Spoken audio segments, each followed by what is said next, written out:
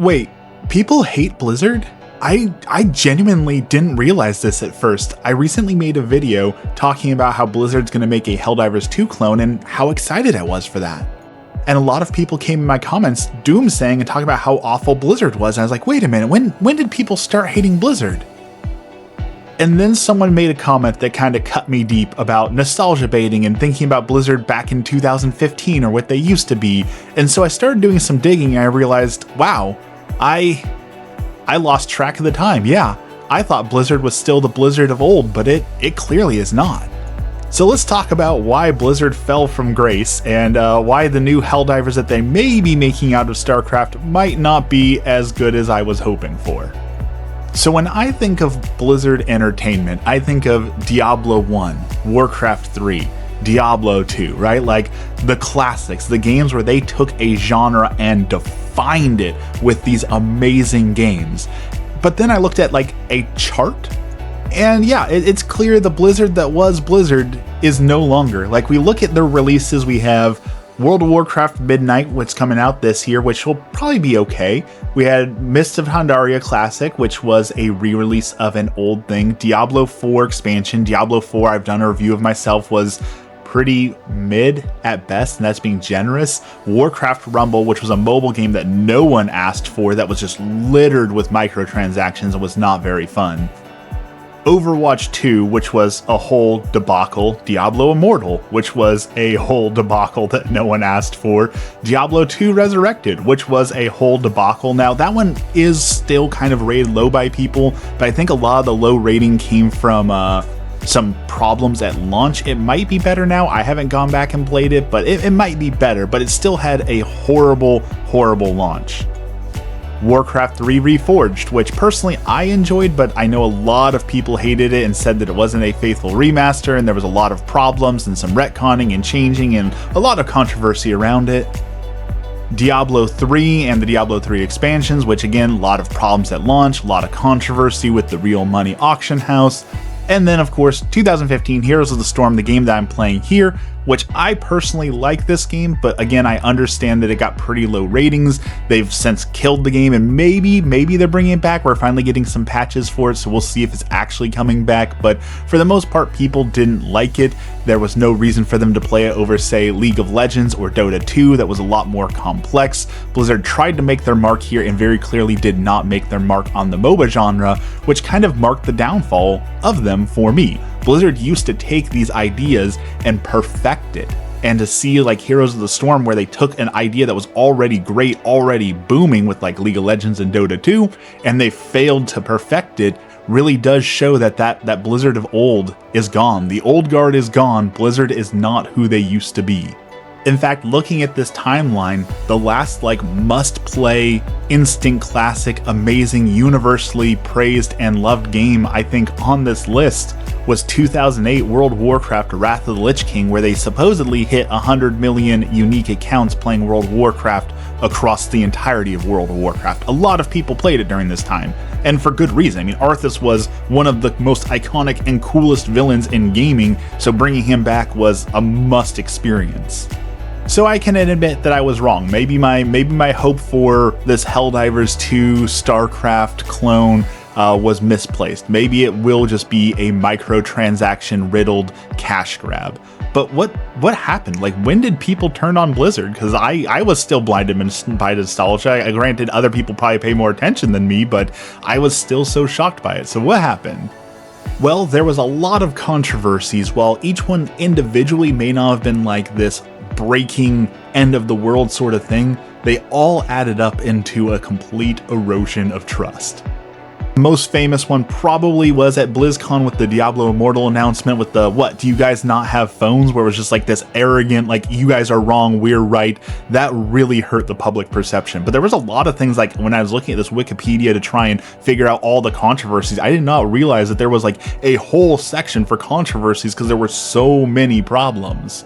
You had the allegations of the workplace being toxic, like a frat house where people were stealing breast milk out of the fridge, where people were forced to sleep under desks, which some of that is kind of industry standard, and that's horrible, right? Like this whole crunch culture is really, really awful for gaming. So Blizzard wasn't immune to that, but it definitely seems like they took it a step further. In 2002, we got the diversity scandal where they said that they were going to create this tool with one of their smaller groups that was going to rate their games based on diversity. And gamers tend to, as a whole, have an overreaction anytime that there's anything talking about diversity.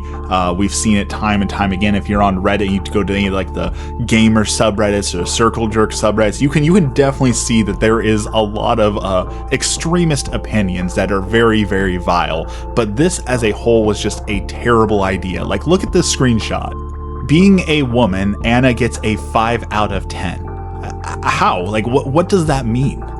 Being one-eyed gave her a 4 out of 10. Being 60 gave her 7 out of 10. Like, these numbers feel very arbitrary, and most people can say that even if we want diversity in our games, using a tool like this isn't exactly helpful when these numbers seem to be very arbitrarily assigned, and just making a character diverse for diversity's sake does not make a compelling character. Like, that is writing 101. Just adding traits for the sake of adding traits doesn't do anything for making a good character.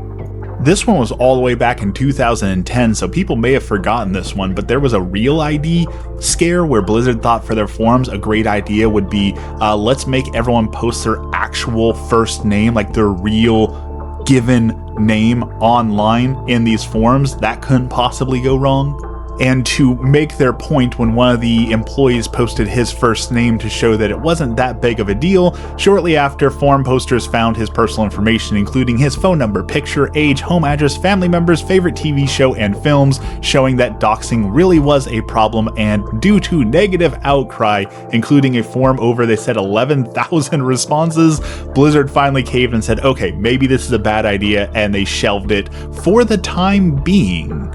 And while this next one is not necessarily like a scandal that's on the Wikipedia, I feel like it encapsulates like the greed and out of touchness that Blizzard has. Introducing the Brutosaur for World of Warcraft. With a real life value of approximately $90, they were selling this mount. And here's the problem with gamers as a whole, if I can take a moment to also blame the gamers on this. Everyone universally on the forums mocked this mount, said it was terrible, said it was greedy, said it was awful, and yet somehow it's everywhere in the game. Like, when they announced this, tokens in the game were selling out. People could not get to the mount fast enough. So even though it was pretty universally hated if you asked people's opinions online or on the forums, somehow the mount sold out. So take that what you will. But that lust for money has clearly infected Blizzard, and not just with this mount. Diablo Immortal had a whole scandal when one of the streamers came forward and talked about how much money it cost him to pay to win the game. I want to say someone said it was like $250,000 or $500,000 to figure out how to buy absolutely everything in the game and be number one, which is just a mind-boggling number. And that's not even like their only revenue source. World of Warcraft continually puts out microtransactions for transmog, for mounts, for in-game items. Now that the housing is coming to World of Warcraft, they are now adding a new special currency just for housing. And then you add Hearthstone on top of that. I really liked Hearthstone when it came out. However, they started releasing like expansions every, I think, 3 months with new expansion. They had micro expansions in between that, where we're talking hundreds, if not thousands of dollars a year expected to keep up to play in the modern format. And yes, they added the wild mode where you could use your old cards and things like that, but to have a game that expects you to pay $1,000 a year just to continue playing in the normal mode is again, it's a staggering amount of greed and money for virtual cards that you don't own. And if they shut down those servers, which they will eventually, all that just goes poof, gone forever, right? I've been ripping on Blizzard for nearly 9 minutes now, and we're not even halfway through like the controversies sections, and that's only a small portion of what happened to Blizzard. So this is going to be a little bit longer than I anticipated, but I think it's worth talking about all these things. One, because I forgot about half these things, so maybe you did too, but also I think it's really important to know why this Blizzard net game that's going to come out probably won't be what we were hoping for. There were some big changes in leadership and Blizzard overall. Somewhere between 2018 and 2022, there was a huge change of leadership. We had the buyout, of course, ActiBliz, which became Activision and Blizzard, and now Microsoft, I think, owns most of the company overall. And of course, that merger and buyout had its fair share of problems too, and there was a lot of doom and gloom over once Microsoft owns them, it of course would become a huge problem. Now that's probably oversimplifying it. I imagine that some other YouTuber, probably better than me, could probably do a 30-minute video just on the mergers, acquisitions, and problems. I just wanted to simply go over it because, like I said, there's a lot of other stuff to cover at the same time, and that's kind of what I'm trying to get to. I think talking about eroding trust, there's also a few things that Blizzard did that really hurt a lot of people in like the I was really hopeful and you crushed my hopes and dreams. StarCraft Ghost, of course, pops up often in that conversation that it was really hyped up. People saw it, it was almost there, and then it just disappeared out of nowhere into nothingness. You had Project Titan, which was going to be a new MMO. Eventually, I believe it became Overwatch, but there was a lot of rumors and hype around it, and then it just disappeared. And people probably don't remember this one as much, but there was Project Odyssey, which was a survival game that had been in the works for quite a while that is now dead and gone as well. So when we're talking about like losing trust, when you hype up these games and have these conversations and then just cancel them out of nowhere, it's really hard to get hyped for new things when it's like, okay, well, are we actually going to get it? Or is it just going to get canceled like everything else?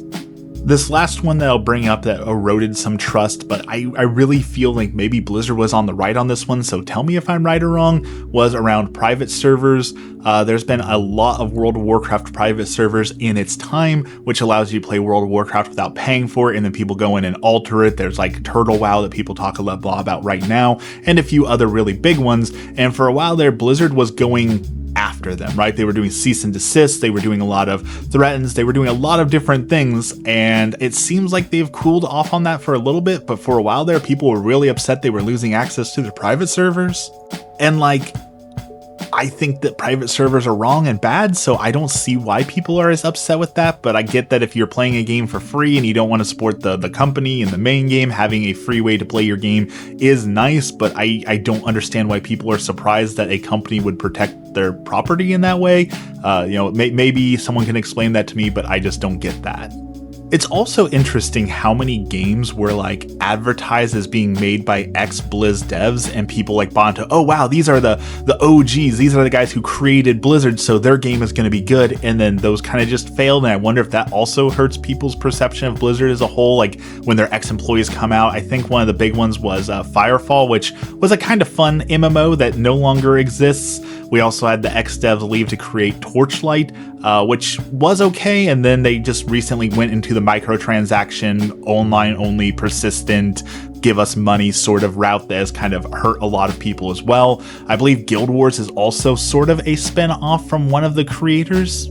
And then, of course, I think the most famous example would be WildStar, which everyone had high hopes for. And interestingly enough, I know I'm going off on a lot of tangents here, but a lot of people are talking about WildStar and saying it was ahead of its time and that if it was released today, it would do well. There's a lot of people talking about WildStar, and I don't know who owns the IP to it still and if the code still exists, but I could see a private server or maybe even a real revival of WildStar coming in the coming years as people crave MMOs that aren't World of Warcraft, and that's something we'll probably talk about next in the dumbing down of World of Warcraft.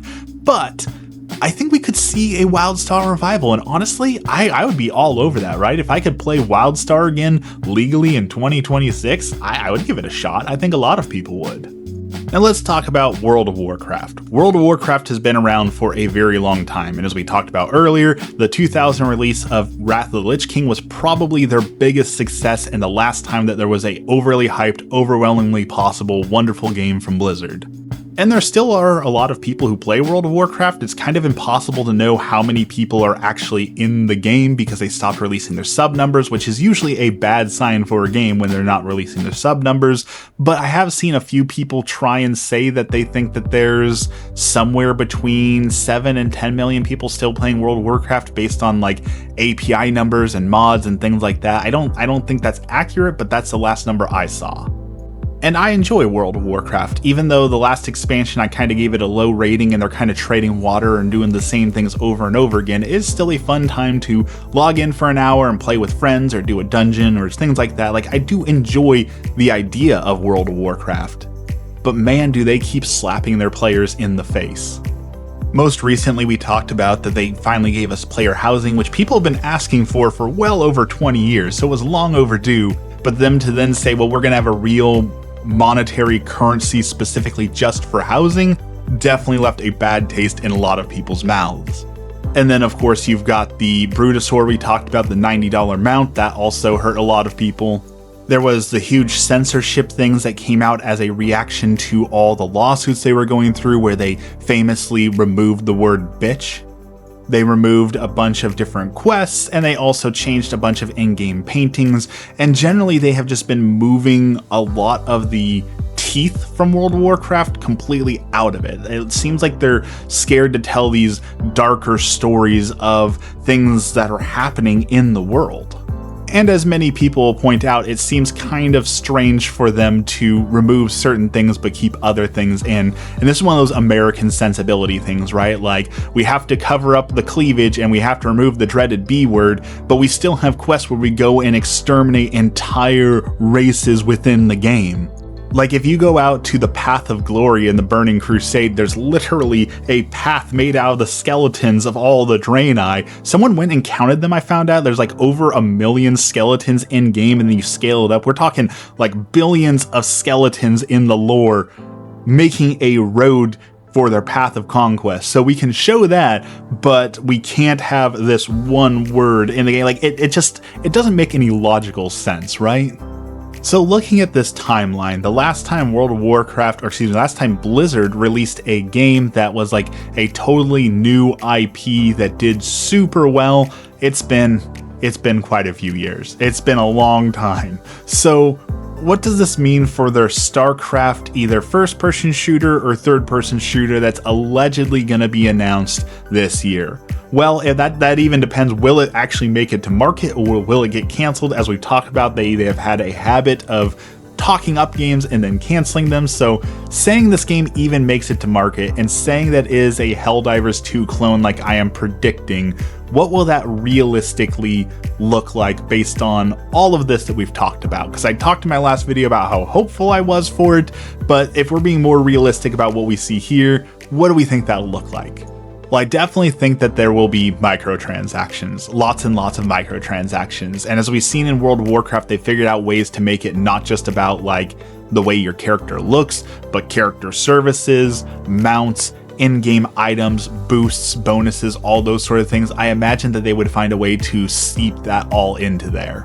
Using Helldivers 2 as an example, you would have, of course, your cape, your armor sets, and then skins for your vehicles.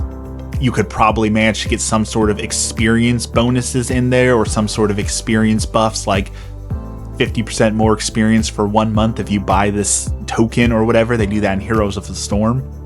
You've got weapon skins and stratagem skins, which side note, I know we're talking about microtransactions, but you know how happy I would be if Helldivers gave me the ability to buy some stratagem skins. Like, I know I'm throwing money at it and being a hypocrite here, but I would absolutely love if like the 380 barrage could be like fireworks instead of just explosions. So it's not all bad. I do love some of those things, but again, Blizzard's probably going to take it too far.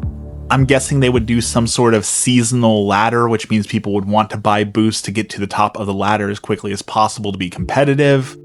And then I'm guessing probably they're going to take the Hearthstone model where they release an expansion or something big every 3 months, so you have to continually buy to be on the cutting edge.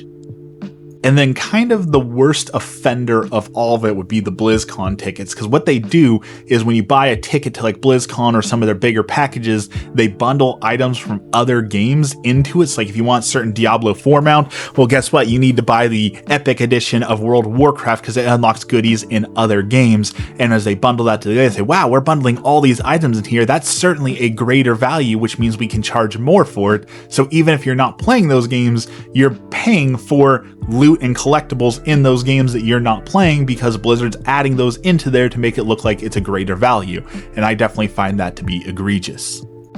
So, I think it's time I face the music. I made the last video, in all honesty, I was being sincere that I truly was hopeful for the game because I was lost in this. Well, Blizzard made Diablo 1, they made Diablo 2, they made World of Warcraft the OG, right? Like, they made Warcraft 3, they had all these banger after banger, they had all these great games, and I was kind of lost in the sauce, I was lost in the nostalgia. Blizzard hasn't been Blizzard in a very long time, and now facing that, I am definitely less hopeful for whatever this StarCraft announcement is going to be.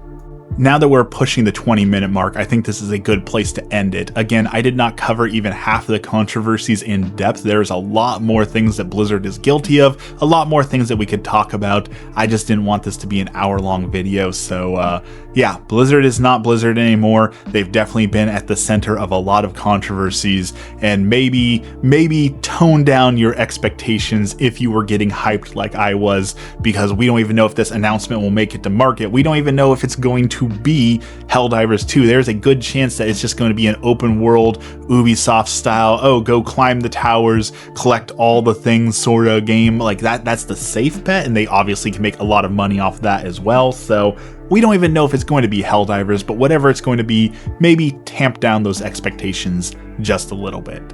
Thank you for watching, and have a blessed day.